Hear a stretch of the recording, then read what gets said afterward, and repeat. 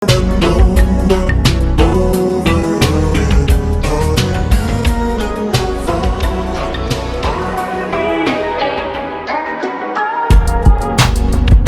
it real.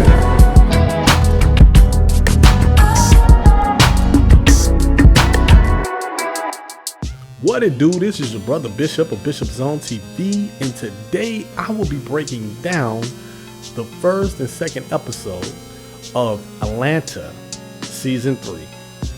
Let's dive right into it. So on this episode, which is the season premiere entitled Three Slaps, we are first introduced to two fishermen, one white and one black, in a lake dead in the middle of the night.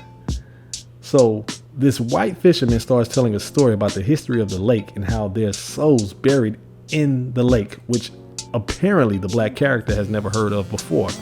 Now, what's interesting about this opening scene is that the story of the lake is actually based on a real lake in the Atlanta metro area called Lake Lanier. Now, if you didn't know about this story of the Lake Lanier, let me break it down for you real quick. So beneath Lake Lanier sits the ruins of a small village called Oscarville, Georgia. It was once a thriving, predominantly black village in Georgia. But there were two incidents that would take place that would change the lives of close to 1,000 black families living in Oscarville, Georgia. Now, during that time period, there was a common theme that took place shortly after and during the Reconstruction era. In many instances, black men would be accused of crimes against white women, aka black men would be accused of raping white women. Majority of the times in situations like this, the men were not given fair trials and had no evidence to suggest that they actually committed a crime. But to angry mobs of white people, that didn't matter.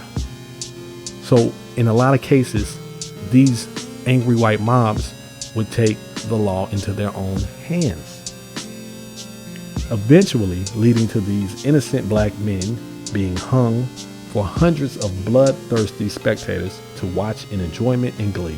And oftentimes, after they hung these innocent black men, their lust for more blood would turn to the civilians of these villages, towns, and communities.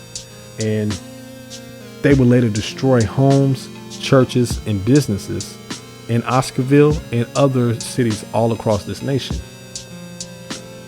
thus forcing those that survived the terror to move elsewhere. And eventually, that town of Oscarville, Georgia, would become a ghost town, which later would give birth to the man-made lake that we know today as Lake Lanier. Now, I never knew about this story until I actually moved to Atlanta. And I used to hear black natives say, "Hey, I'm not going to that lake. That lake is haunted." And it's ironic that they would say that because there were always reports of drownings in Lake Lanier. Matter of fact, 157 drownings had happened between 1999 and 2018 at that particular lake. Whether you believe in the supernatural or not, it's an eerie place once you know the history behind it. But let's get back to the show. Now, one of the geniuses of Atlanta is how they incorporate stories that have no direct connection to the main characters of the show. They've been able to easily push the series forward by introducing these episodes of stories that fit well within the universe and tone of the actual series. Now, in this episode, the young student that we're introduced to goes by the name of Laquarius. After Laquarius wakes up in school, his teacher comes in and tells the class that their classroom has been selected to see the premiere of the new Black Panther movie. Of course, the kids erupt in excitement, and Laquarius, being the hyperactive child he is, gets on top of a table and starts dancing. However, Laquarius was in a classroom with mostly white students and a white teacher, who eventually sent Laquarius to the principal's office for exhibiting disruptive behavior, quote unquote. Once there, we meet Laquarius' mother and grandfather, who are clearly upset that they were called up to the school for Laquarius' behavior. At one point, the black principal's white assistant interrupts the principal to suggest that Laquarius should probably be put in remedial classes, which the mother objects without any hesitation. Of course, the mother and grandfather takes Laquarius out to the hallway, which follows with the grandfather going up to Laquarius and gently giving him 3 slaps to the face, hence the title of the episode. Now, Laquarius' mother pretty much says to him that if you continue going down this path, eventually these white folks will kill you. And I'm paraphrasing. The white principal assistant happens to see this take place. And in a state of horror, she takes Laquarius back to the classroom and tells him, hey, I'm going to get you out of this mess. The next day, we see Laquarius eating some leftover spaghetti while watching an episode of American Dad, which he's not supposed to be watching, but he tries to sneak off and watch it anyway. Next thing you know, we're met with a knock on the door, which happens to be Child Protective Services. Apparently, the principal's assistant calls CPS on the mother, but the mother thinks Laquarius called CPS on her.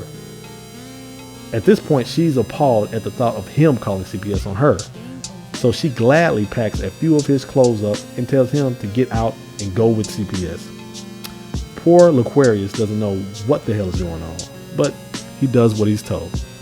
They, in turn him over to a white, liberal, hippie, free-spirited lesbian couple that goes by the name of Amber and Gail. When Laquarius arrives, he's introduced to Amber, who is the soft-spoken but condescending adopted mother, while Gail, she's the more stern, short-tempered adopted mother. He also meets 3 other adopted black children in the house. We, the audience, quickly realize that Amber and Gail are exploiting these children, and Laquarius quickly figures out something is not right about this couple. From the very moment he gets in the house, you can tell there's something sinister about this couple, yet we can't quite figure it out. Now, I like the way Atlanta writes the subtle cultural differences on how black and white people look at hygiene. There's one scene in particular where Laquarius asks, where's his washcloth? As we see the black kids in the distance pretty much shake their head like, that's not a question you should ask. Which, by the way, just a side note, when I was in college, I had white roommates and I never saw any of them using washcloth. I'm just saying. As the days go by, Laquarius is starting to see past the couple's facade. His mother's words of these white folks will kill you continues to play in the back of his mind, and he keeps his senses aware at all times. There's even one scene in particular where the adopted kids are made to sell the couple's organic foods and items at a local market while also holding up signs that say free hugs. The mostly white crowd is delighted to see these cute little black kids with their adopted white lesbian parents holding up these signs. Laquarius sees a cop from a distance and runs to the cop in an attempt to escape from the couple. Of course, the white cop isn't buying Laquarius' story and instantly believes the 2 white ladies over his black ass. He quickly returns Laquarius over to his adopted mothers. Later that night, Laquarius wakes up from another nightmare as he hears his mother's chilling words saying, these white folks will kill you. He wakes up and sees his adopted mothers packing up and getting ready to take the children on a road trip to see the Grand Canyon. Laquarius has a funny feeling about this, but because he's just a kid, he does what he's told. The episode quickly becomes more intense with each scene, and you start getting this real somber feeling that something tragic is going to happen to the kids at the end of all this. The kids are all in the back of the van, and Laquarius lets them know that something isn't right, which all the kids are clearly on the same page as Laquarius, and tells him, yeah, we know. Later that night, the couple stops in the middle of the woods and gets out the car to go over what they're about to do. Now, what was interesting is the couple not only came out to pretty much go over what they're about to do, but they went out to the wilderness to let their dog free, because apparently a dog's life is worth more than a black child. As they go back to the van, Amber and Gail take a deep breath and know that they have to go through with committing a murder-suicide. Amber takes one look back at the kids sleeping under the covers, but Gail tells her it's easier if you don't look back and just keep moving forward.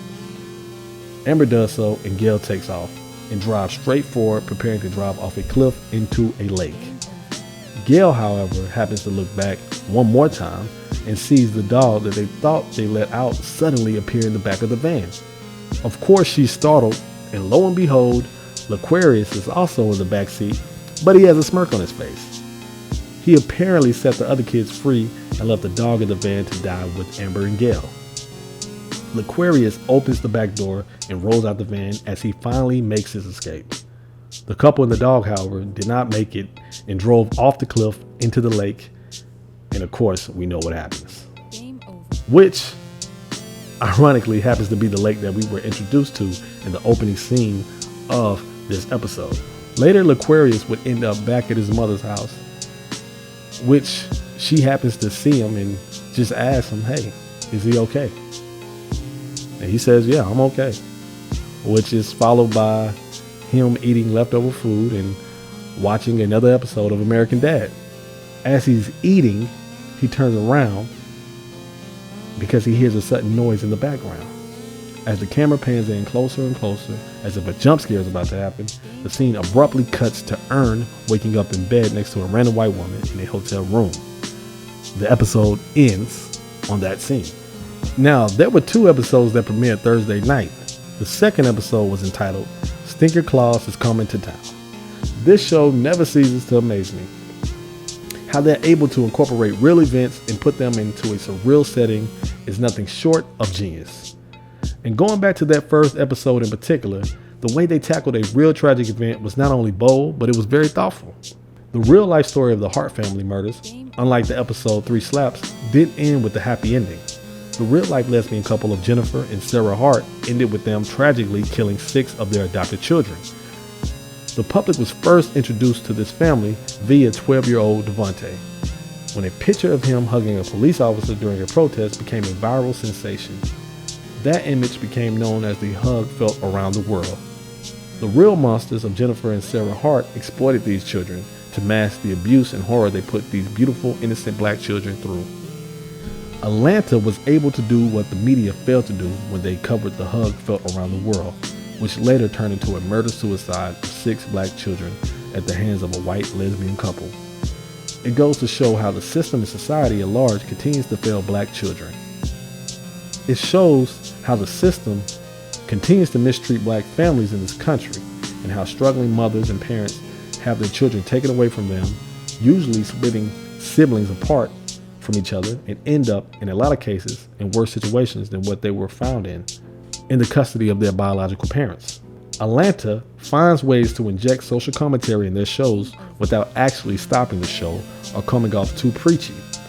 There's always something to say without turning the audience off. That's just masterful writing. I think there will be another season of Atlanta, and after season 4, the show will probably end, I think. And hey, even though I hate to see the show go, I'm thankful that I was able to witness some of the greatest content in television for the past 10 or 15 years. Thank you for your time, and as always, I'll holla.